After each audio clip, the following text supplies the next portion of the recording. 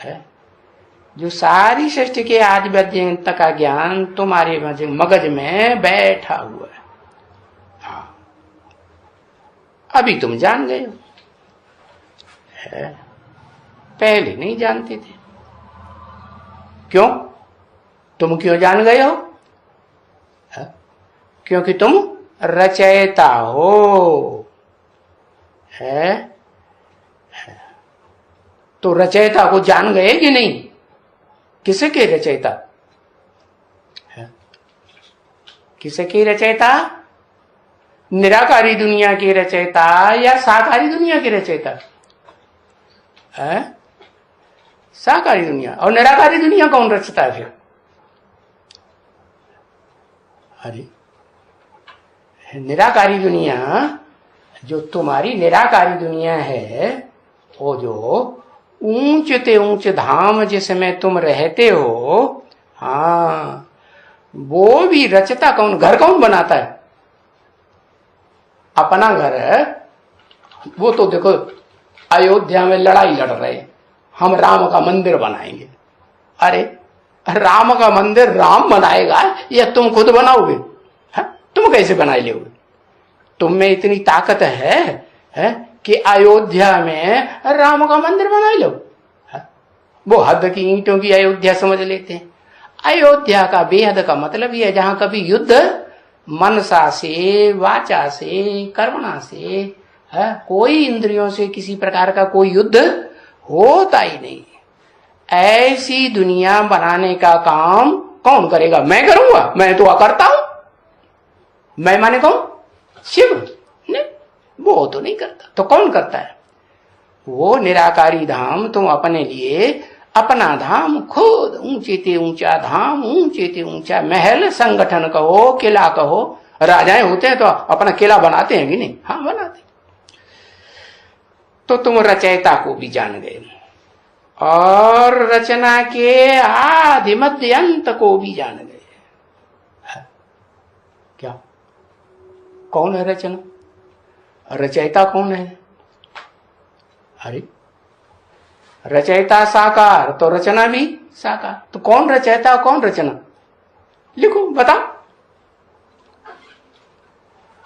अव्वल नंबर रचयिता कौन, अव्वल नंबर रचना कौन?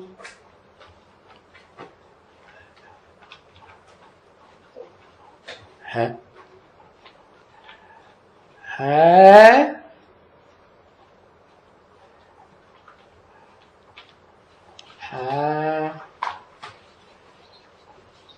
रचना शिव।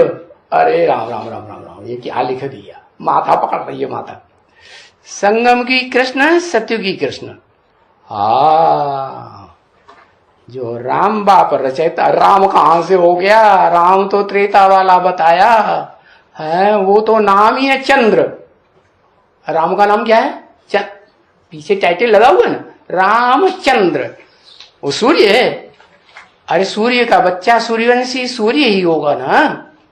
रामचंद्र कैसे हो सकता है? रामचंद्र तो त्रेता वाला हुआ।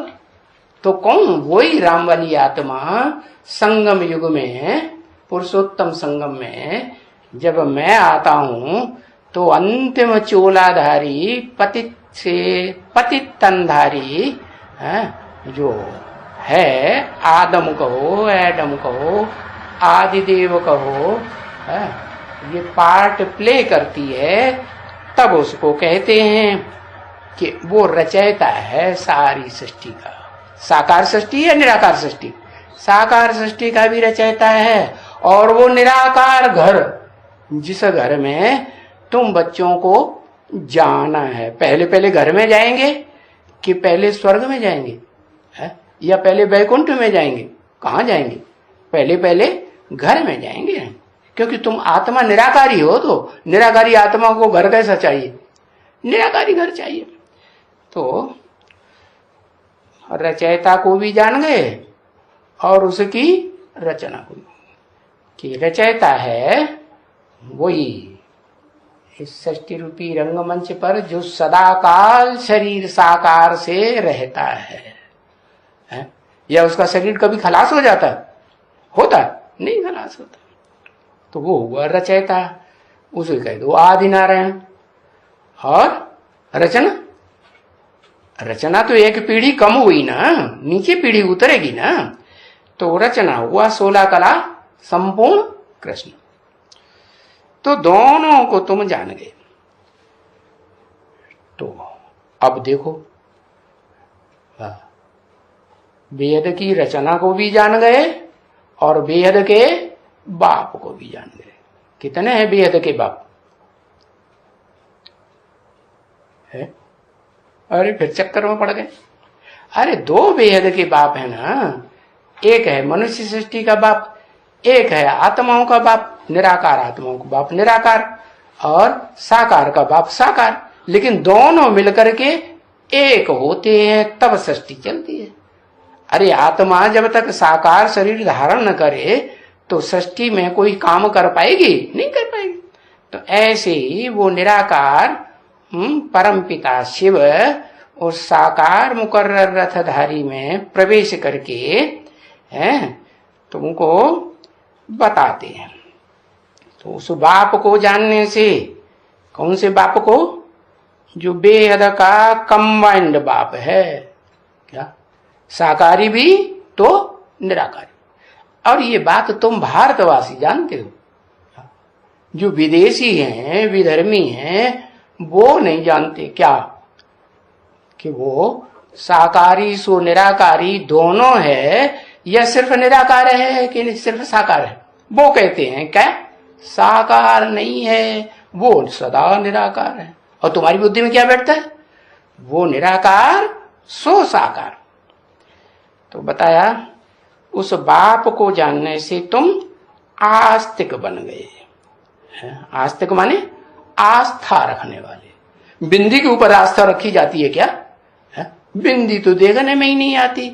बिंदी के ऊपर आस्था रखने का मतलब है अंधश्रद्धा। बिंदी के ऊपर आस्था वो बेसिक वाले ब्राह्मण रखते होंगे। तुम तो आस्थावान तब कहे जाते हो जब तुम वो बिंदी निराकार किस मुकर्रर रथ में प्रैक्टिकल पार्ट बजाए रही है, जो है जैसा है, जिस रूप में पार्ट बजाए रही है, उसको उसी रूप में पक्का पक्का जान लेना, पहचान लेना, तब कहेंगे आस्तिक। नहीं जानते हो तो न जानने से नास्तिक। तो अभी तो ये तुम जान गए हो ना। क्या क्या जान गए हो? ये तुम जान गए हो ना। क्या जान गए हो? ये माने क्या? कि वो एक ही है, बेहद का बाप, कंबाइंड है, आत्मा और शरीर से कंबाइंड पार्ट बजाता है। उसको तुम जान गए हो कि निराकार सो साकार को तुम जानने वाले नंबरवार पुरुषार्थ अनुसार। और तुम्हारे में आस्तिक भी हैं। क्या? तुम्हारे में, तुम्हारे माने तुम ब्राह्मणों के बीच में आस्तिक भी हैं और फिर नास्तिक भी हैं। और उस तरफ में देखो, उस तरफ में सारे ही नास्तिक। कि कोई आस्तिक भी है? मूर्तियों की पूजा करते हैं, लिंग की पूजा करते हैं। तो वो कोई प्रैक्टिकल में है क्या? है? अरे जिस मूर्ति की पूजा करते हैं वो कोई प्रैक्टिकल में है ना? वो कोई लिंग जिसे भगवान समझते हैं, वो भगवान हेवनली गॉडफादर है? वो कैसे हेवनली गॉडफादर? तो उस तरफ में